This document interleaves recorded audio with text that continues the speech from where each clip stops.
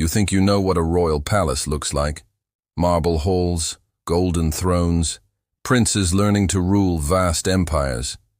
Now forget all of that, because in the Ottoman Empire, being born a prince wasn't a privilege. It was a life sentence. Welcome to the cafes, which literally translates to the cage. This wasn't some poetic metaphor. This was an actual system of imprisonment that the Ottoman dynasty used on its own sons for centuries. Starting seriously after 1603, Ottoman princes who weren't chosen to become sultan were locked away in a special section of Topkapi Palace. Not for a few months, not for a few years, sometimes for their entire lives. Picture this. You're a prince, maybe 5 or 6 years old. One day, guards arrive and take you from your mother. They escort you to a section of the palace you've never seen before. Beautiful, yes. Luxurious, absolutely. But the doors lock from the outside. You will spend the next 20, 30, maybe 40 years in these rooms. You'll never govern a province. You'll never lead an army. You'll never see the world beyond these walls. Your only companions are eunuchs assigned to watch you and concubines who've been deliberately made sterile so you can never produce children who might threaten the ruling sultan. The cafes system replaced something arguably worse. Before this, Ottoman sultans would send their brothers and sons to govern distant provinces, which sounds better until you realize it usually ended with civil wars when the sultan died. Brothers slaughtering brothers for the throne. Entire armies destroying cities in succession disputes. So the Ottomans came up with what they thought was a more civilized solution. Just lock up all the potential rivals before they can cause problems. This is where Kara Mustafa Pasha enters our story, though not as a prisoner. Born around 1634, Kara Mustafa rose through the ranks of Ottoman administration during a period when the cafes system was in full effect. He served sultans who had spent decades locked in golden cages before suddenly being released to rule an empire they'd never been allowed to understand. He watched what this system did to human minds, and he learned to navigate the deadly politics it created. The system worked like this. When a sultan died, the oldest surviving prince would be released from the cafes and placed on the throne. But here's the nightmare part. Imagine being 40 years old, having spent 35 years locked in a room, and suddenly you're expected to rule one of the largest empires on earth. You've never commanded soldiers. You've never governed. You've barely had a conversation with anyone except eunuchs and sterile concubines. Some of these newly released princes couldn't even handle sunlight. Their eyes had adjusted to indoor life for so long that going outside physically hurt. The architects of this system thought they were being merciful. No more civil wars. No more brothers killing brothers on battlefields, just peaceful succession. Except they created something arguably more cruel.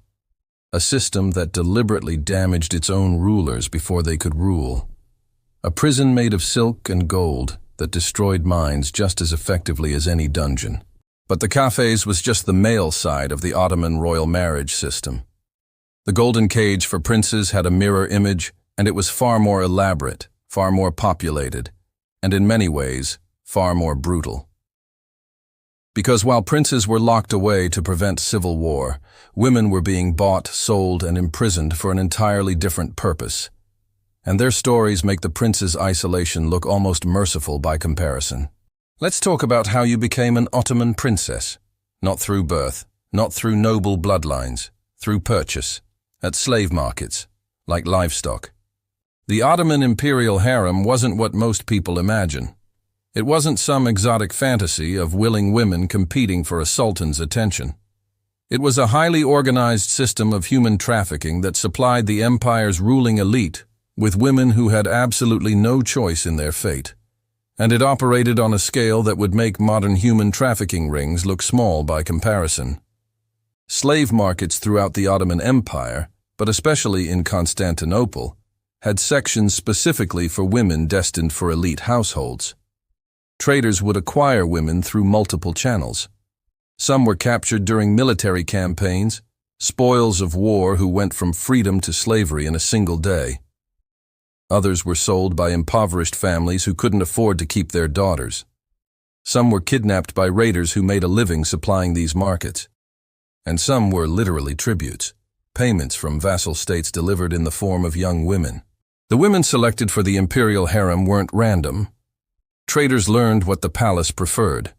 Fair skin was particularly valued, which is why women from the Caucasus, Circassia, Georgia, and Christian regions of the Balkans brought premium prices. Intelligence and beauty both mattered. A pretty face could get you into the harem, but you needed wit to survive once inside. Here's what happens when you're selected. You're purchased by imperial agents, men who worked for the master of the girls, an official position in the Ottoman bureaucracy, whose literal job was acquiring women for the Sultan. You're transported to Topkapi Palace. The doors close behind you. Congratulations. You now belong to the Ottoman dynasty.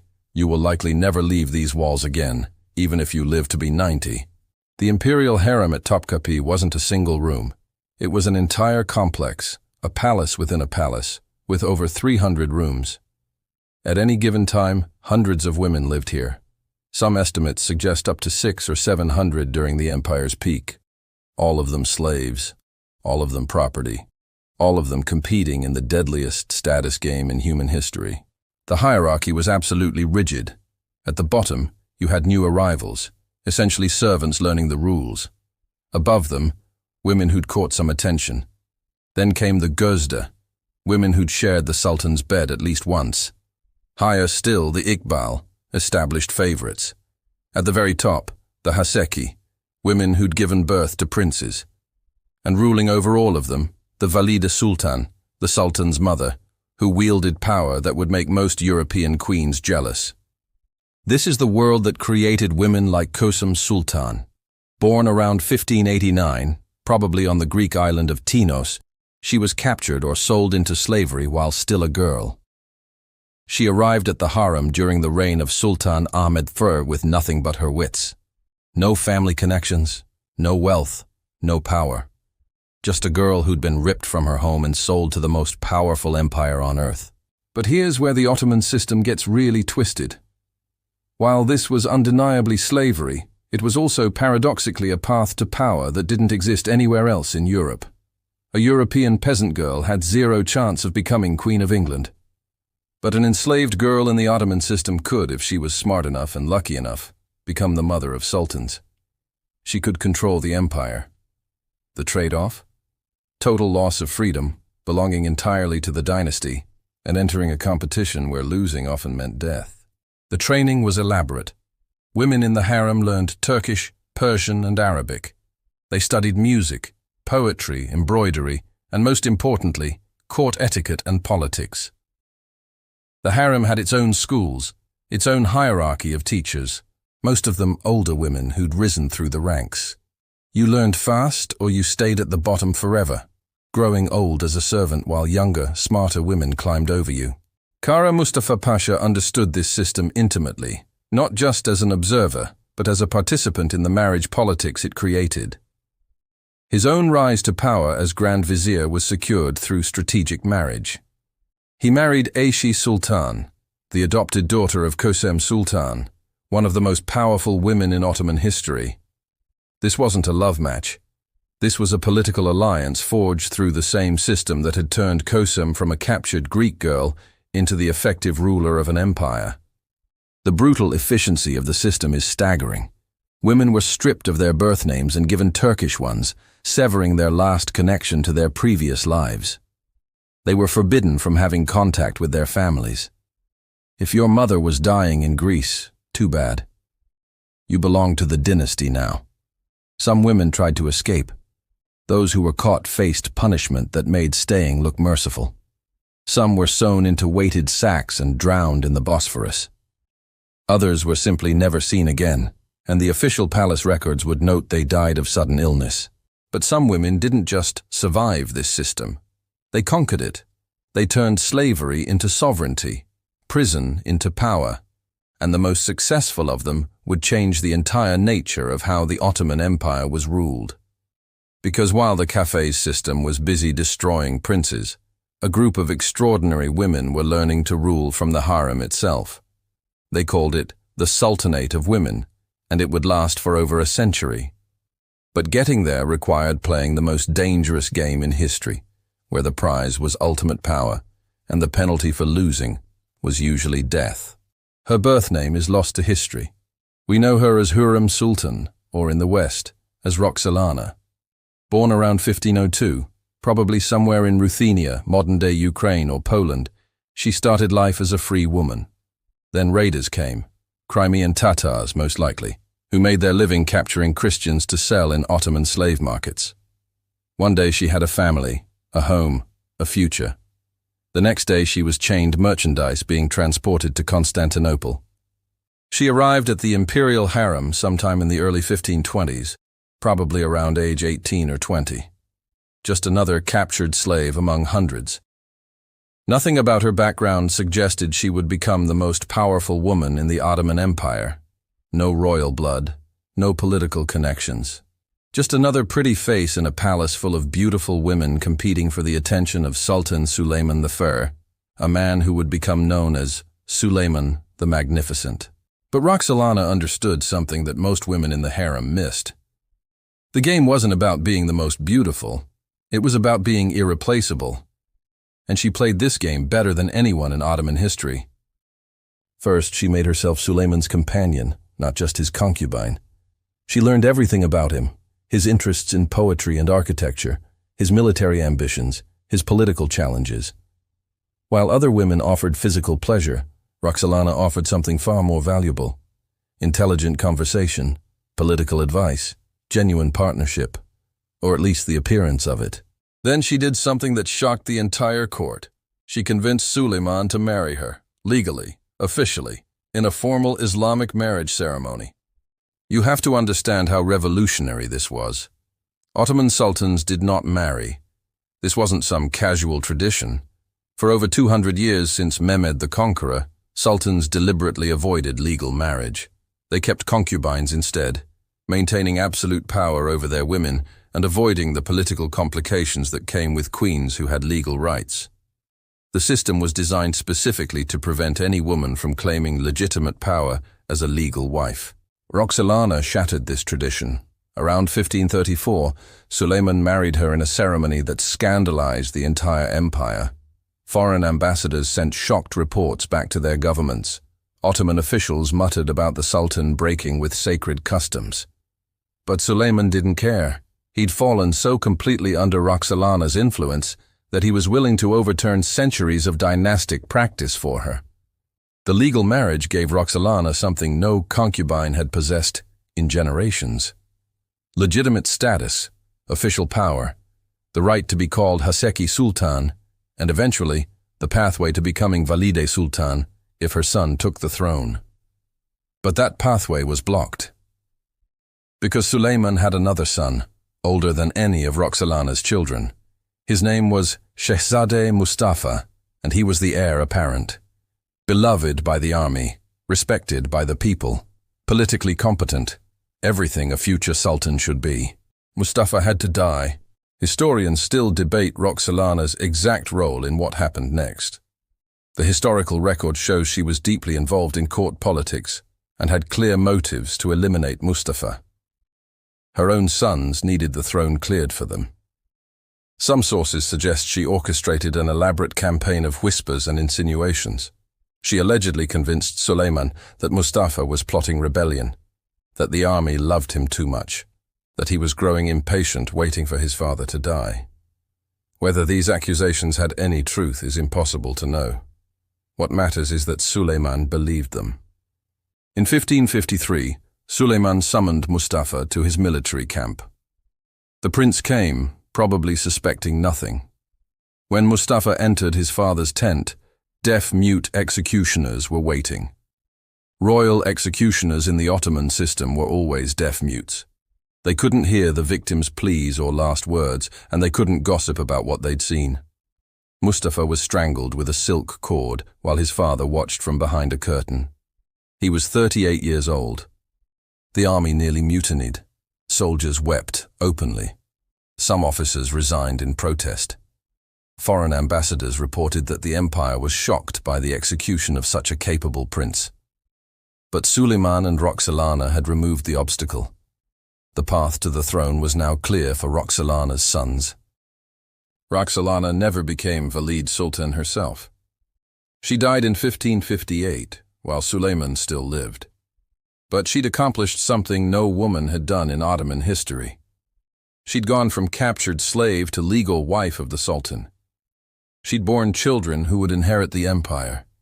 She'd influenced policy, controlled appointments, and quite possibly orchestrated the execution of a prince who stood in her children's way.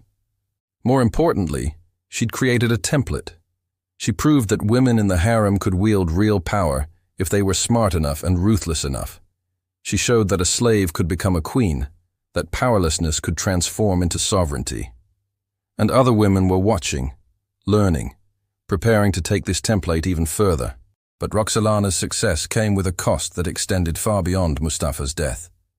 She'd proved that manipulating the Sultan was possible, that royal marriages, even ones that broke tradition, could be weapons, that love, or the appearance of love, was the ultimate political tool. And she'd established a precedent that would echo through the next century of Ottoman history, a precedent that would eventually place women at the center of imperial power in ways that would have been unthinkable before her. The era of the Valide Sultans was coming, and it would make Roxolana's reign look almost modest by comparison. If Roxolana proved that a slave could influence a sultan, Kösem Sultan proved that a slave could rule an empire. For nearly 40 years, from roughly 1623 to 1651, this woman who'd been captured as a girl effectively controlled the Ottoman Empire through 3 successive sultans. Her rise makes Roxolana's success look like a warm-up act. Remember that Greek girl captured from the island of Tinos around 1604? That was Kösem. She arrived at the imperial harem as just another enslaved teenager, probably 14 or 15 years old, with no more prospects than any other captured girl. But she caught the attention of Sultan Ahmed I, who ruled from 1603 to 1617. More importantly, she started having children. And in the Ottoman system, sons were everything. Kösem gave Ahmed I at least 4 sons who survived childhood. This was her insurance policy, her investment in the future. Because when Ahmed died suddenly in 1617 at age 27, Kösem's world could have ended. She was about 28 years old, a widow with young sons in a palace full of people who might see those sons as threats. But instead of retreating into obscurity, Kösem began her real political education. Her eldest son, Murad IV, eventually took the throne in 1623 when he was just 11 years old. And guess who ruled as regent during his minority? Kösem Sultan, now elevated to the position of Valide Sultan, mother of the reigning sultan. For the first 6 years of Murad's reign, Kösem effectively ran the Ottoman Empire. She attended council meetings, sometimes from behind a screen, but often directly. She controlled appointments, she managed finances, she conducted diplomatic correspondence with foreign powers. This is where Kara Mustafa Pasha's story intersects more directly with Kösem's power. Though he wouldn't become Grand Vizier until decades later, Kara Mustafa grew up in this political system where Valide sultans wielded enormous power. He learned that to succeed in Ottoman politics, you didn't just need the sultan's favor, you needed the Valide sultan's support. And eventually, he secured that support through the most traditional way possible: marriage to Kösem's adopted daughter, Ayşe Sultan. This adoption system was another tool in the Valide Sultan's arsenal. Powerful women like Kösem would formally adopt girls, usually daughters of important officials, creating a network of family connections that extended their influence throughout the empire. When these adopted daughters married powerful men, it created alliances that the Valide Sultan could leverage. Kara Mustafa's marriage to Ayşe Sultan wasn't about love. It was about tying his political fortune to the most powerful woman in the empire. But Kösem's power faced constant challenges. When Murad IV came of age, he tried to rule independently, and the two clashed repeatedly. Kösem had spent years making decisions, and she wasn't eager to become irrelevant just because her son wanted to actually govern. Ottoman politics became a battlefield between mother and son, though both were smart enough to never let it break into open warfare. Then Murad died in 1640, and Kosim's next son, Ibrahim I, took the throne. This should have been Kosim's retirement. Ibrahim was an adult, theoretically capable of ruling. But there was a problem. Ibrahim had spent most of his life locked in the cafes, that golden cage we discussed earlier. He'd been confined since childhood, isolated, watched constantly, convinced at various points that his brother might execute him to eliminate a potential rival. When they finally released him to become Sultan, Ibrahim wasn't mentally prepared to rule anything. So Kosim stepped back into power. For 8 years, from 1640 to 1648, she again effectively ruled the empire, this time with an adult son on the throne who was too damaged by the café system to object. Ibrahim's behavior became increasingly erratic. Historical sources describe him as mentally unstable, prone to extreme actions, obsessed with his harem to the point of neglect of state duties. Some of these accounts may be exaggerated, but the pattern is clear. The cafés had done exactly what it was designed to prevent. It had made a prince unfit to rule. In 1648, Kosim faced an impossible decision. Her son Ibrahim had become such a liability that he was endangering the dynasty. Officials were plotting. The army was restless. The empire was suffering under incompetent leadership. And Kosim, the mother who'd protected her sons for decades, had to choose between her child and the empire. She chose the empire. Kosim supported the palace coup that deposed Ibrahim. He was removed from the throne and imprisoned. Shortly after, he was executed. Some sources suggest Kosim tried to prevent the execution. Others suggest she accepted its necessity. Either way, she'd participated in removing her own son from power. Ibrahim's young son, Mehmed IV, became sultan at age 6. And once again, Kosim Sultan ruled as regent for a child sultan. She was now about 60 years old, and she'd been at the center of Ottoman politics for over 30 years. She'd survived multiple sultans, navigated countless palace conspiracies, and effectively ruled one of the world's largest empires. She seemed invincible. But she'd made a critical enemy. Turhan Sultan, mother of the new child Sultan Mehmed IV, had her own ambitions. Turhan was Kosim's daughter-in-law, Ibrahim's widow, and she had no intention of letting her mother-in-law run the show while her son sat on the throne. The stage was set for a conflict that would make the Game of Thrones look restrained. Two women, both Valide sultans technically, though Kosim held the senior position. Both absolutely convinced they should control the empire, both surrounded by factions of supporters, both willing to do whatever necessary to win. And in the Ottoman system, political conflicts between women at this level didn't end with one side retiring gracefully to the countryside. They ended in blood. September 2nd, 1651. Topkapi Palace. Kosim Sultan, probably around 62 years old, the woman who'd ruled the Ottoman Empire for decades, was about to discover that even the most powerful women in the system were still just property that could be disposed of. The conflict between Kosim and her daughter-in-law Turhan Sultan had been escalating for 3 years. Both women claimed the title of Valide Sultan. Both had factions of supporters among palace officials, military commanders, and the ulama, the religious scholars. Kosim had experience, connections, and decades of accumulated power. Turhan had something more important. She was the biological mother of the reigning sultan, which gave her the technically superior claim to authority. The dispute wasn't just about pride or titles.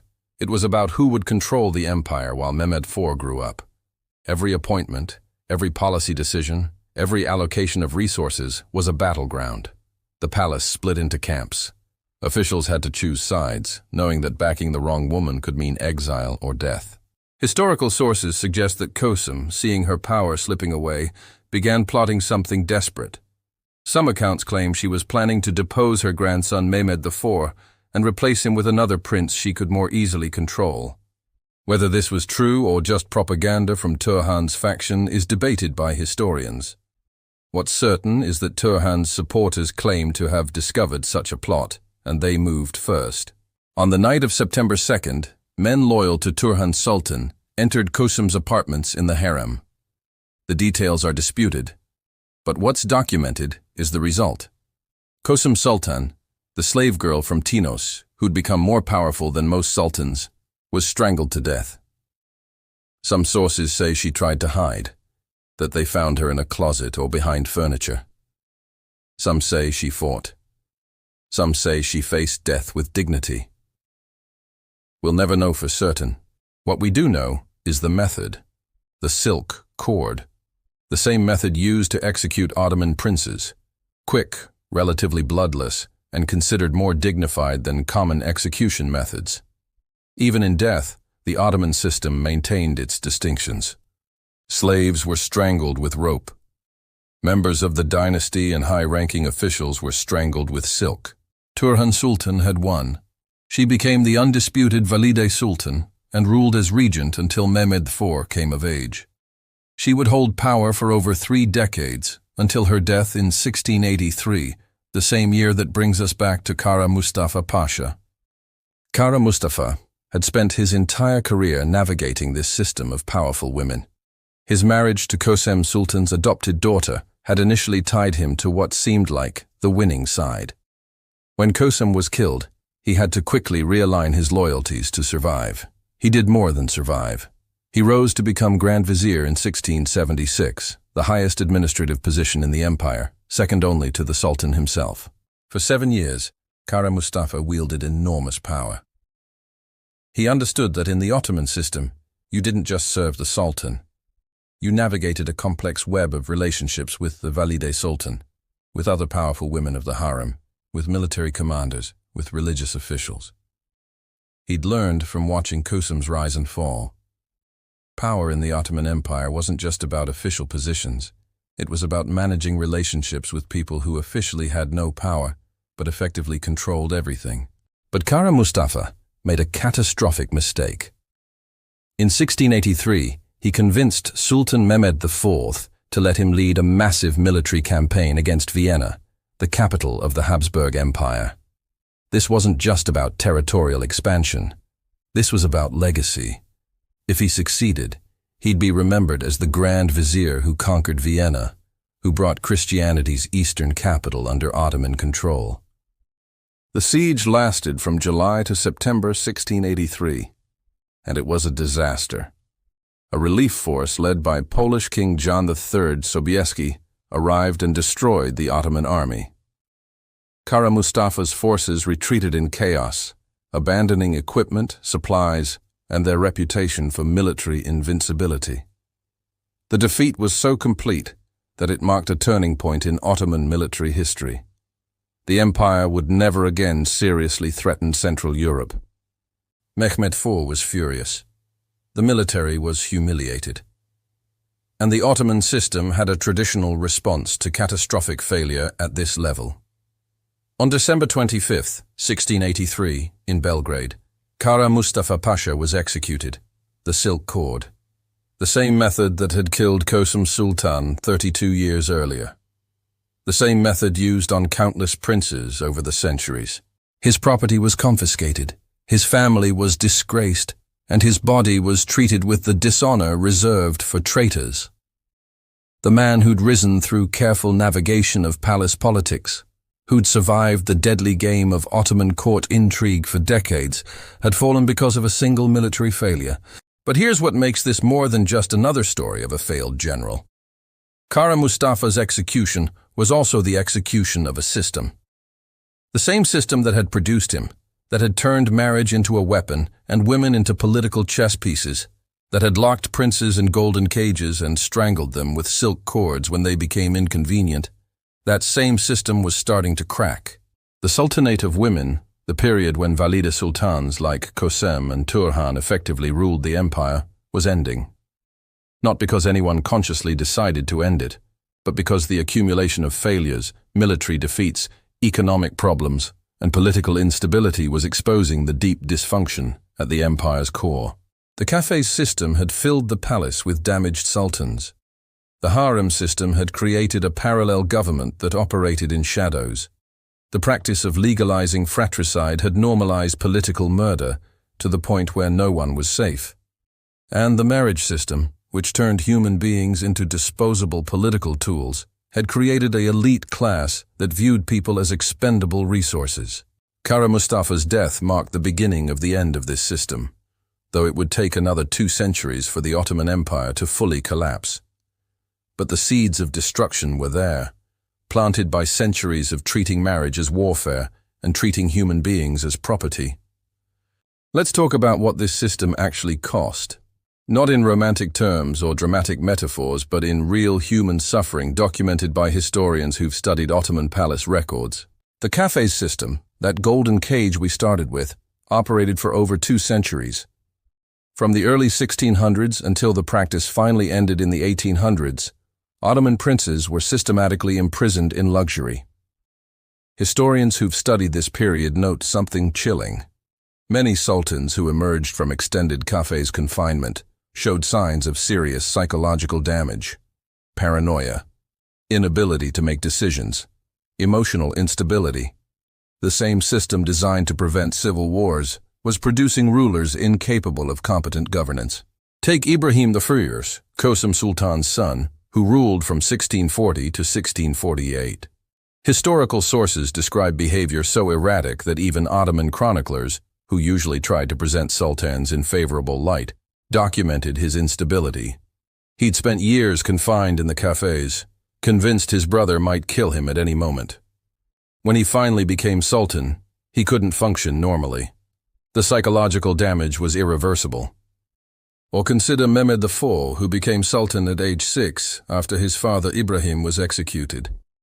He grew up watching his grandmother Qasim and his mother Turhan fight for control of the empire. He learned early that family meant nothing in Ottoman politics, that his own relatives would kill each other for power, that he himself was just a piece in someone else's game. He eventually retreated from governance, spending more time hunting than ruling, letting officials like Kara Mustafa Pasha make decisions while he avoided the deadly politics that had consumed his family. The harem system's costs are harder to quantify because most women left no written records. But palace documents that survived give us glimpses. Records show hundreds of women living in the imperial harem at any given time during the empire's height. Most never caught the sultan's attention. They grew old as servants, dying in the palace that had been their prison since childhood. Some palace records mention women who went mad from the isolation. Others reference suicides, though details are scarce because documenting such events could bring shame to the dynasty. Even women who succeeded in the system paid extraordinary prices. Roxolana might have become Suleiman's legal wife, but she'd done so by participating in the execution of his eldest son. Qasim Sultan ruled for decades, but she ended up strangled by members of her own family. Turhan Sultan won her power struggle, but she'd ordered the killing of her mother-in-law and had to live knowing she'd set a precedent that could be used against her own descendants. The fratricide system, legalized by Mehmed II in the 1400s, created generations of princes who lived in constant fear. Even if you weren't locked in the cafes, even if you were the favorite son, you knew the rules. When your father died, you either took the throne or you died. There was no retirement for Ottoman princes, no peaceful life in the countryside. You won or you died. Historical records document dozens of princes executed over the centuries, though the exact number is impossible to determine because some executions weren't officially recorded. And what about the marriage system itself? The system that's supposedly the focus of our story. Here's the horrible secret. There was no such thing as a normal royal marriage in the Ottoman Empire for most of its history. Marriage, as understood in European courts, didn't exist at the highest levels. Sultans kept concubines. They had favorites. They fathered children. But legal marriage with its protections and rights, that was so rare that when Roxolana achieved it, the entire empire was shocked. For Ottoman women of the royal harem, marriage wasn't even an option. You weren't wives. You were property. You couldn't marry anyone else because you belonged to the dynasty. You couldn't leave because escape meant death. You couldn't refuse because you had no rights. The system called them concubines, but modern historians recognize it for what it was: institutionalized sexual slavery, dressed up in silk and housed in palaces. And this system was justified, maintained, and defended for centuries because it served the dynasty's needs. It concentrated power. It prevented formation of rival power bases through marriage alliances. It gave sultans absolute control over succession. It worked perfectly, as long as you didn't consider the human cost. Kara Mustafa Pasha's execution in 1683 didn't end this system immediately, but it marked a turning point. The Ottoman Empire was entering a period of decline that would eventually force reforms. By the 1800s, the kafes system was abandoned. The harem's political power diminished. Legal marriage became more common in the royal family. The practice of fratricide was officially ended. But these reforms came too late to save the dynasty. The damage was done. Centuries of psychological destruction, political dysfunction, and human suffering had weakened the empire from within. The same system that had made the Ottomans powerful in the 1500s had poisoned them by the 1700s. Here's what palace records from Topkapi show, records that historians have studied extensively. The human cost wasn't just in dramatic deaths like Kösem Sultan's assassination or Kara Mustafa's execution. It was in the hundreds of women who lived and died in the harem without ever being significant enough to record. It was in the princes who spent decades in the cafes and whose names we barely remember. It was in the children born into this system who never had a choice about any of it. The Ottoman royal marriage system wasn't unusual because of its cruelty. Most royal systems in this era treated women as political tools and children as dynastic assets. What made the Ottoman system distinctive was its scale, its institutional efficiency, and the way it transformed slavery into a pathway to power while never actually freeing anyone. A slave girl could become Valide Sultan, the most powerful woman in the empire. But she was still a slave. She still belonged to the dynasty. She could still be killed whenever it became convenient.